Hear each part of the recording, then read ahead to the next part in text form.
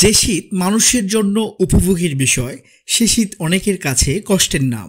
এই স্লোগানকে সামনে রেখে নোয়াখালী জেলায় সামাজিক স্বেচ্ছাসেবী সংগঠন ফ্রেন্ডস পাওয়ার গ্রুপ অসহায় শীতার্তদের মাঝে শীতবস্ত্র বিতরণ করেছে। সকালে জেলা এক শিল্পকলা একাডেমি প্রাঙ্গণে শীতবস্ত্রগুলো বিতরণ করা হয়।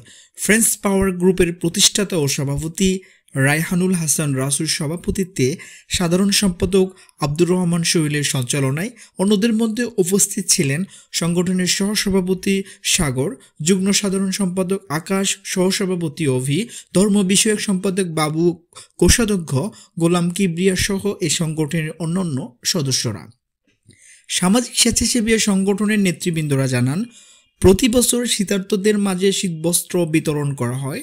শীতার্ত মানুষের প্রতি সমাজের সামর্থ্যবান ও বিত্তশালী ব্যক্তিদের সাহায্য ও সহানুভূতির হাত সম্প্রসারিত করে এ শীতে পর্যাপ্ত পরিমাণের শীতবস্ত্র বিতরণ করার পাশাপাশি অসহায় এসব মানুষের পাশে এসে দাঁড়ানো দরকার বলে মনে করেন সংগঠনের নেতৃবৃন্দরা।